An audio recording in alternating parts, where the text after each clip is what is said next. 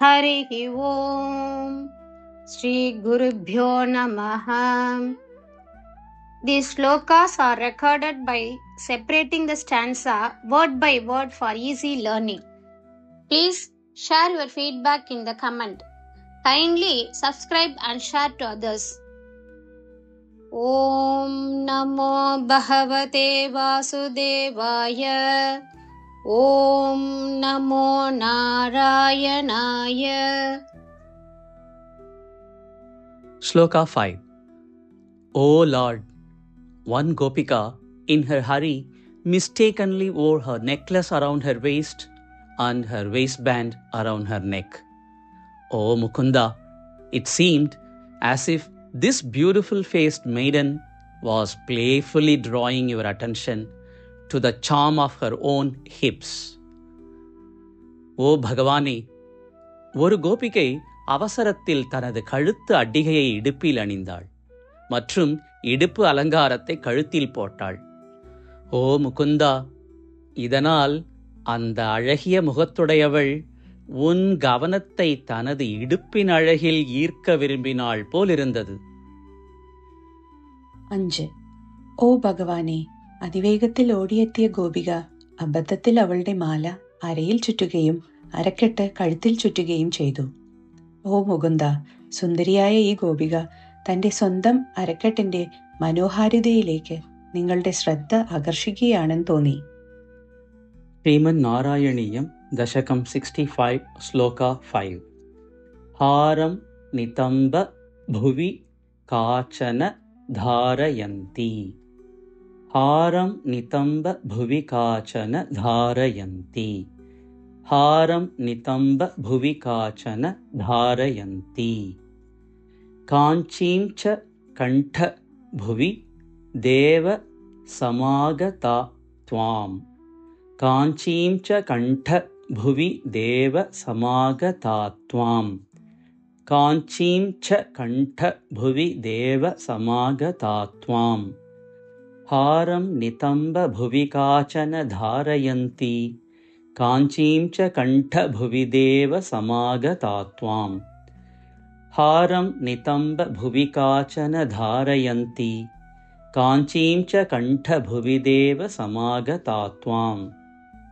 ഹാരം നിതംബ ഭുവി കാചന ധാരയന്തി. കാഞ്ചീം ച കണ്ഠ ഭുവി ദേവ സമാഗതാ ത്വാം.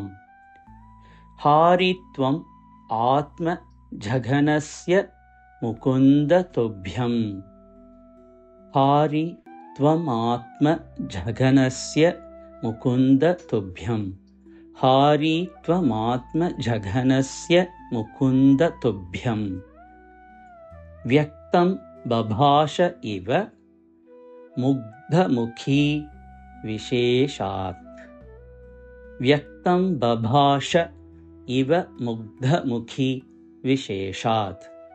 വ്യക്തം ബഭാഷ ഇവ മുഗ്ധമുഖീ വിശേഷാത്.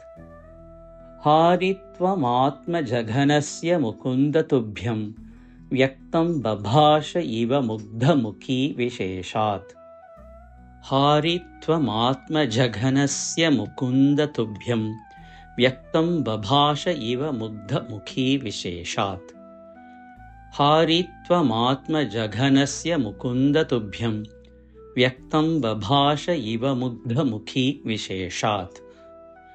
ഹാരം നിതംബ ഭുവി കാചന ധാരയന്തി. കാഞ്ചീം ച കണ്ഠ ഭുവി ദേവ സമാഗതാ ത്വാം. ഹാരിത്വമാത്മജഘനസ്യ മുകുന്ദതുഭ്യം. വ്യക്തം ബഭാഷ ഇവ മുഗ്ധമുഖീ വിശേഷാത്. ഹാരം നിതംബ ഭുവി കാചന ധാരയന്തി. കാഞ്ചീം ച കണ്ഠ ഭുവി ദേവ സമാഗതാ ത്വാം. ഹാരിത്വമാത്മജഘനസ്യ മുകുന്ദതുഭ്യം. വ്യക്തം ബഭാഷ ഇവ മുഗ്ധമുഖീ വിശേഷാത്. ഹാരം നിതംബ ഭുവി കാചന ധാരയന്തി. കാഞ്ചീം ച കണ്ഠ ഭുവി ദേവ സമാഗതാ ത്വാം. ഹാരിത്വമാത്മജഘനസ്യ മുകുന്ദതുഭ്യം. വ്യക്തം ബഭാഷ ഇവ മുഗ്ധമുഖീ വിശേഷാത്.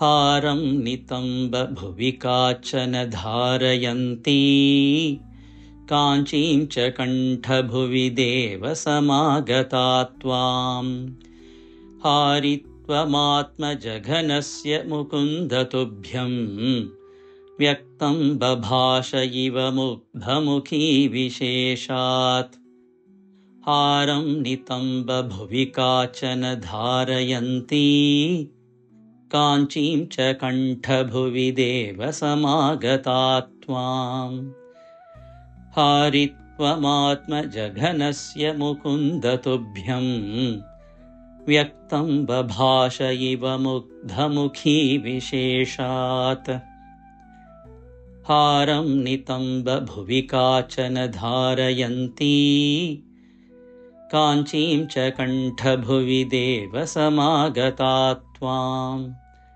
हारित्वमात्मजघनस्य मुकुन्दतुभ्यं व्यक्तं बभाष इव मुग्धमुखी विशेषात्।